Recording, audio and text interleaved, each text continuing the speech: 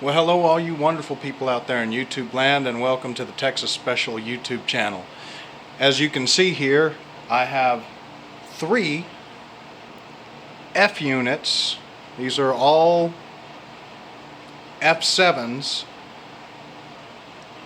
They're in the 3 most popular scale of model train.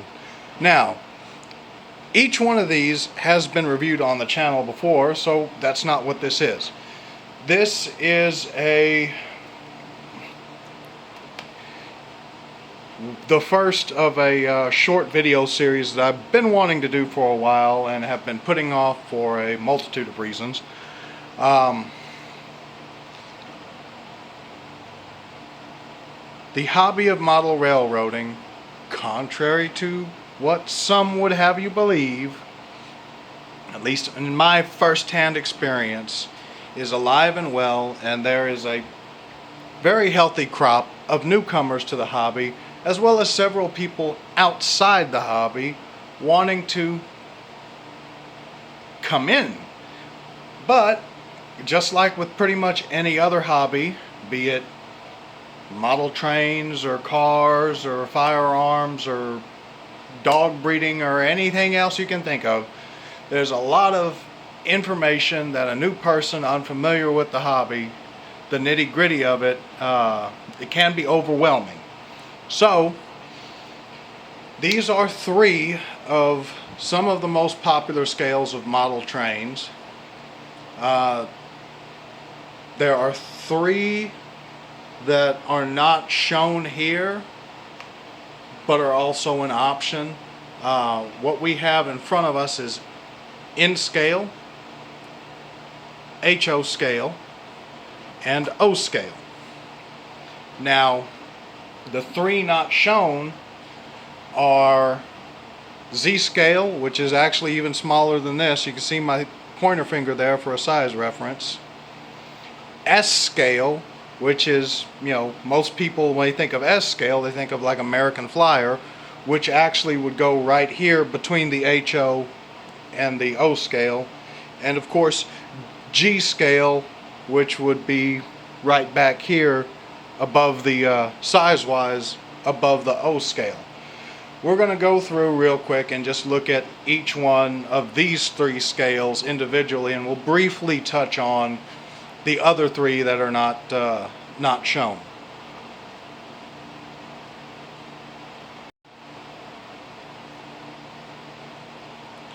Okay, so first up is N scale, and as you can see, this is the smallest of the 3. These are the 3 scales that I have some involvement with at some level. The majority of my personal involvement with N scale is just having some stuff for my park loop on my O gauge railroad. N scale was introduced in the 60s or 70s. It's one of the newer size model trains on the market, and it's kind of played over the years. It's kind of played second and third fiddle to HO scale in terms of popularity. The tooling and detailing on N scale trains has gotten much better over the years.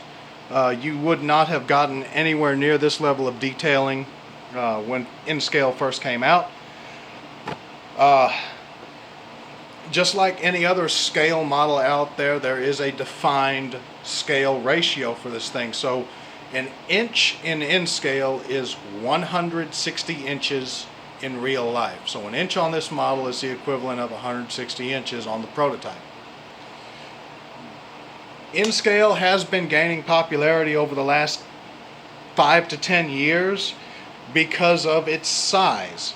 Now, you can build a heck of a railroad in N scale in 4 foot by 8 foot, which is kind of your standard dimension for a beginner railroad for a multitude of reasons, but largely ease of construction.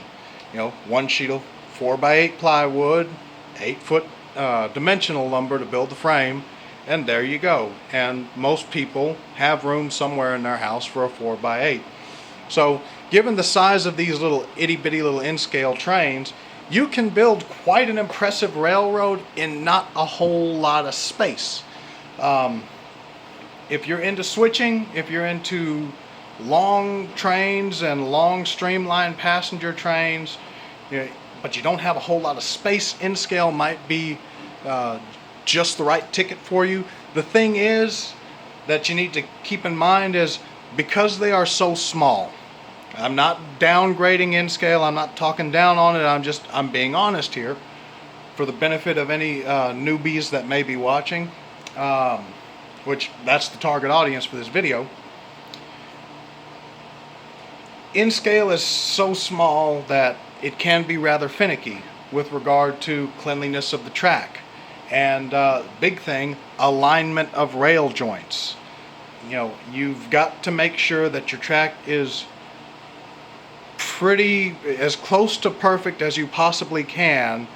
Otherwise, you're going to be dealing with frequent derailments. You've got to really do a good job of keeping your track clean if it's in an environment like, say, a garage, where it's more prone to get dusty and things like that. So there are considerations that need to be, there are negatives. Add to that, it's a smaller model. It's a physically smaller model. Therefore, maintenance and, upkeep or upgrading it to DCC if it's a DC locomotive is not going to be as easy because you're working with such a tiny little thing. Heaven help you if you lose a screw on one of these things on a carpeted floor. You're never finding that thing ever again. So the pros for N-scale is you can build a truly impressive railroad with next to no space. The downside is if you have to work on these things or fix something, or you're upgrading an older DC locomotive to DCC, then you got to have the patience of a saint, the steadiness with your hands of a surgeon, and it's I have no interest in any of that. Again, my limited involvement with N-scale personally is just my park loop, which that's a simple little loop with a DC transformer, nothing special. So this is N-scale. Again, if you have limited space, the patience of a saint, and steadiness, steady hand of a surgeon, then this might be a very good option for you, especially if you want to do long trains, a full streamlined, Southern Pacific Daylight or Santa Fe Super Chief. This is probably the ticket for you.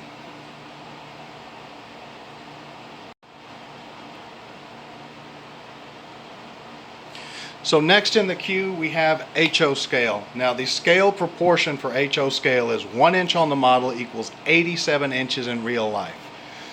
This is the most popular scale of model train on the market. It is about the most perfect compromise between physical size and detail.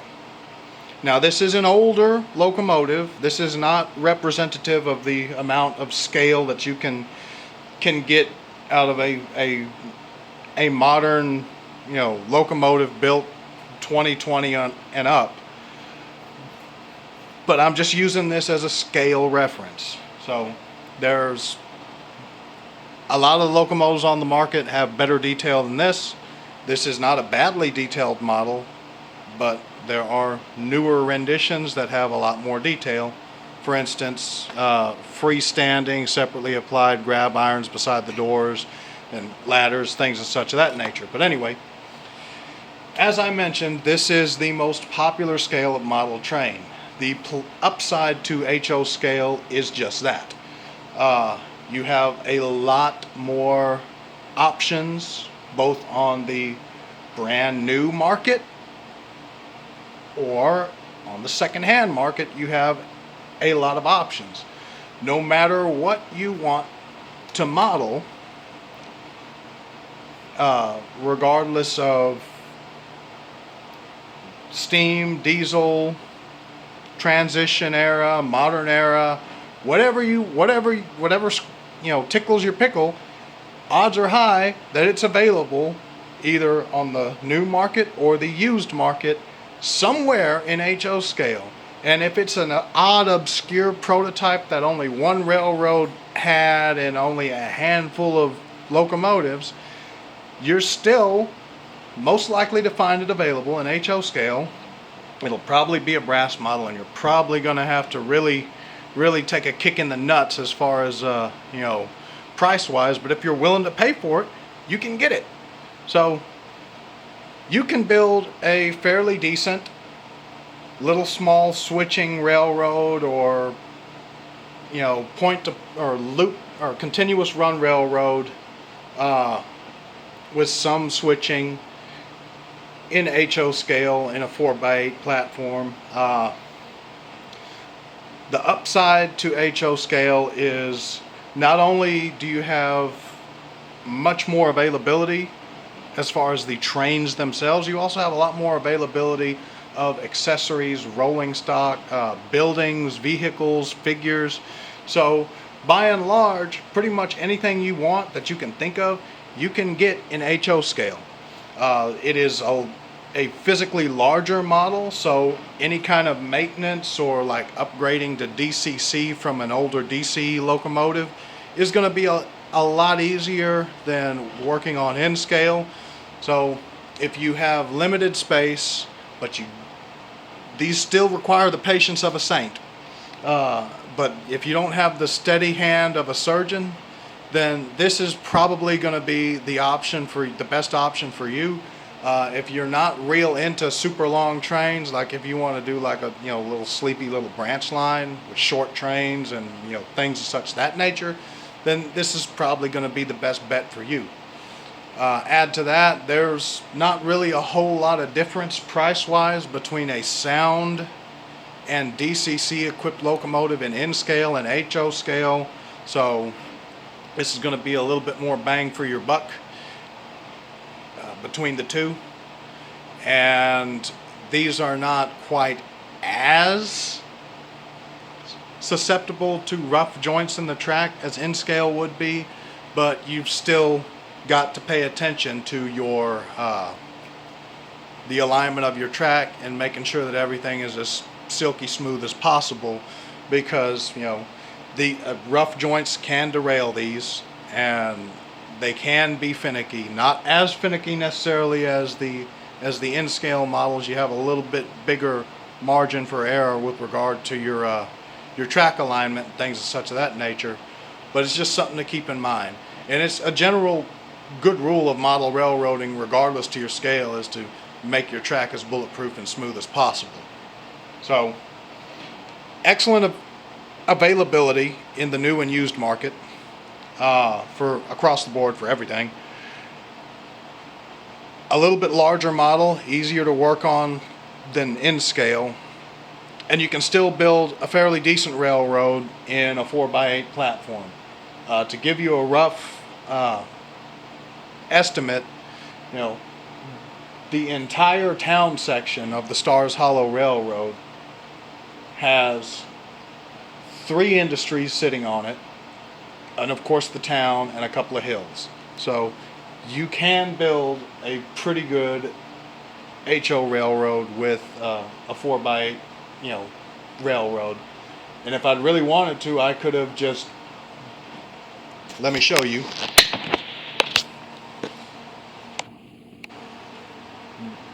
Everything you see in the camera right there sits on a 4x8 sheet of plywood. And if I'd really wanted to, I could have taken the track and looped it around and tied it back in right there and made this a 4x8 railroad. Now I would have had to shorten up the tracks back here on the back side of the fuel oil dealer and the gravel company, but it could have been done. So this is an example of what a 4x8 will give you.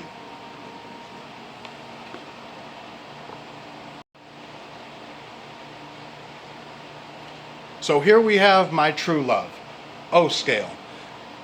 I respect N scale.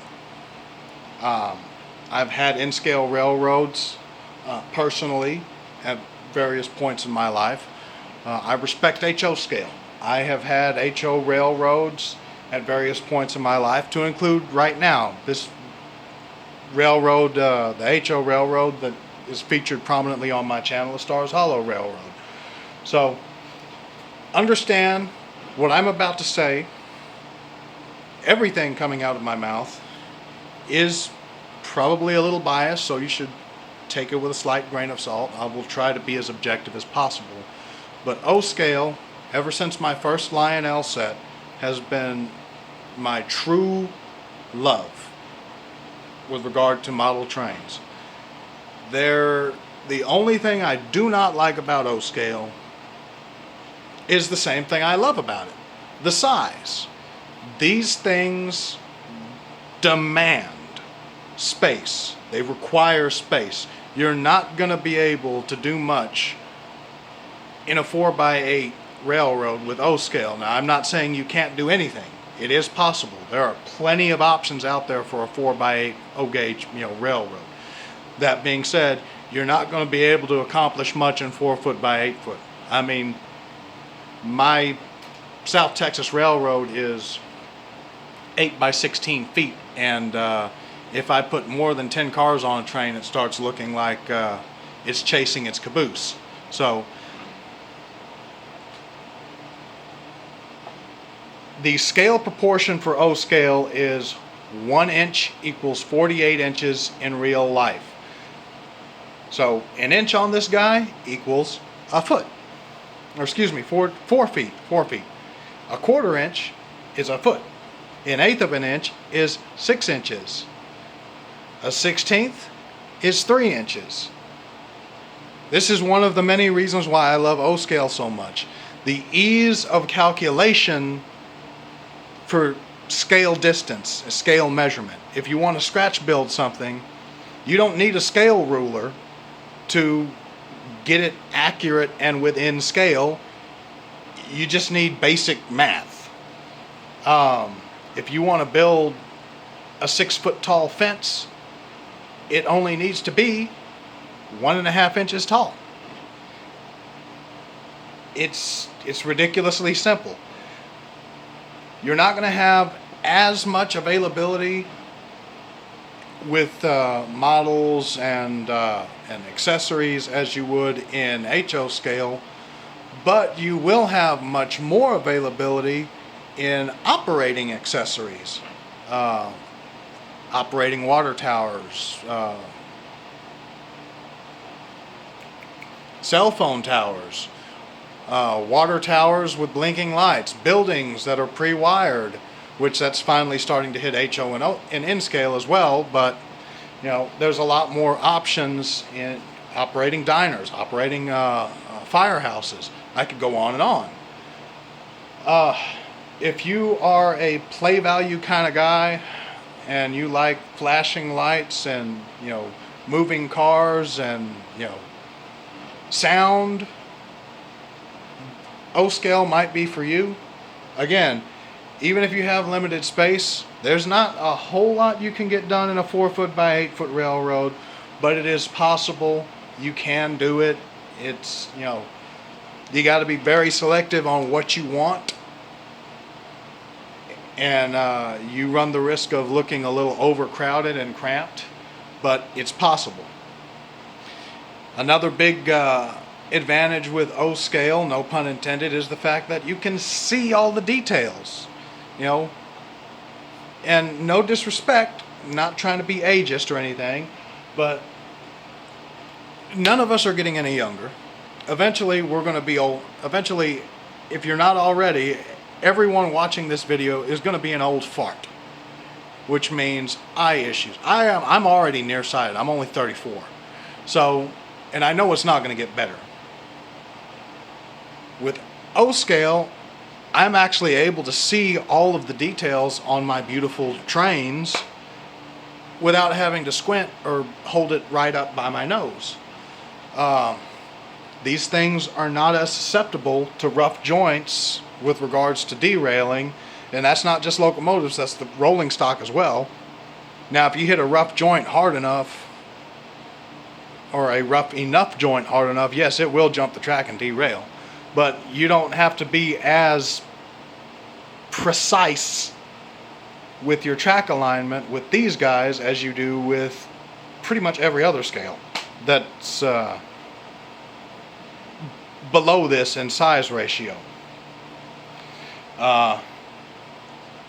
While it's not as much of a problem in today's market with new stuff, go back 15 or 20 years ago, the vast majority, if you wanted out of the box, ready to go command control with sound and smoke, O-Gauge was the only game in town, because all of the command control models in O-Gauge came out of the box, ready to go, with everything set up and no programming required. Now, HO and N-Scale are getting better, they're catching up, but you still got to program the addresses on the decoders if you're buying one that's factory equipped with a sound DCC decoder. Not with these. Everything is pre-programmed, ready to go, right down to engine model and road number. So, for ease of convenience, ability to see all of the fine details when you get old and blind, and fun factor, O-Gauge is definitely your ticket. And as I said, if you have limited space, that is only as much of a problem as you want to make it. There's several options to get around that. Okay, if you're content with running a locomotive and 2 or 3 freight cars and a caboose, then you can have a fairly nice 4x8 without being too overcrowded and be just fine. If you want to run longer trains than just a couple of cars, then another option is putting up a shelf around the ceiling on the walls of a room or your house and putting the trains up there. And you'll be able to run much longer trains. Now, as promised, we're going to briefly discuss the other 3 scales that are not shown. You have Z scale. Now, Z scale is even smaller than N scale. It's roughly half the size of N scale. And Z scale has all of the same advantages as N scale, as well as all of the same disadvantages. All right, it is a nightmare working on Z scale trains because they are so damn small. DCC conversion, yeah, okay, this guy ain't doing it. I don't have the patience for it. S scale. S scale is 1 to 64 inch scale ratio, and S scale is most known for American Flyer, which of course for many years was Lionel's chief competitor. S scale has a big following in the toy train circles, but there's more to it than just American Flyer. There are scale, actual 1/64th true to scale with fine detailing models out there from S Service, I think, American Helper or Help. There's a few manufacturers in S scale. It's not my thing. I respect it. It is interesting. And you also have G scale.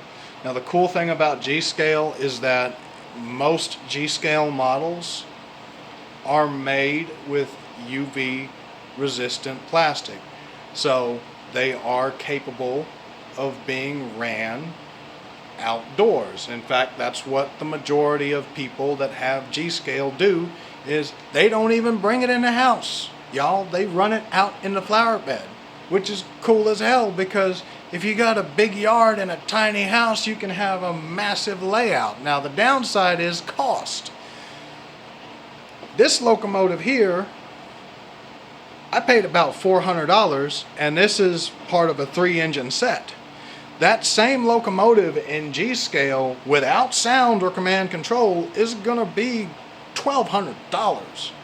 Now, it's, you know, pretty much like everything else in life, you get what you pay for. So you want to have a garden railroad, you're damn well going to pay for it. But that's yet another option. Something else that people do with G scale trains is that around the walls option I mentioned earlier. That's another big thing that people do with G scale trains, is they put them up on a shelf and run them around the wall, because they're large enough that even at a distance you can see all or the majority of the important details with ease. And G scale runs the gamut from 1 inch equals 22.5 in the real world, all the way to 1 inch equals 32 inches. So if you want to do narrow gauge in G scale, then you're going to opt for you're going to opt for 1 inch to 22.5. If you want to do true standard gauge, or if you want to do, you know, the most common G scale models for standard gauge G scale are the 1 to 24 to 1 to 29 inch scale ratio models. That's the most common scale that most people use for modeling standard gauge trains of any era. But true to scale standard gauge G scale trains are going to be 1 inch to 32 inch scale ratio. Now, the thing with G scale is, while there are trains available in several different scale ratios, they all run on the same gauge track, 1 gauge track. So, and of course there's several different options for G scale. A lot of guys like dead rail, which is, you know, battery powered trains, either a battery installed directly in the locomotive and remote control to run the train, or like a dedicated tender car, you know, box car or reefer or something like that runs directly behind the locomotive to hold the battery. As I mentioned, you have remote control. You can have remote control with live rail.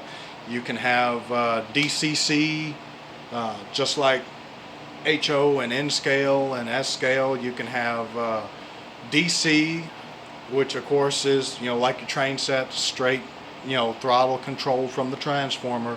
There's several different options and flavors on how to power your G scale trains. So just some additional information for anybody that's interested.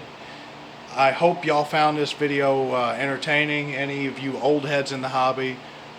Especially those of you that have knowledge of the 3 scales not specifically featured here. Feel free to chime in and let me know what I got wrong or what I could have touched on a little bit more with Z, S, and G. But I thank y'all for watching. Texas Special out.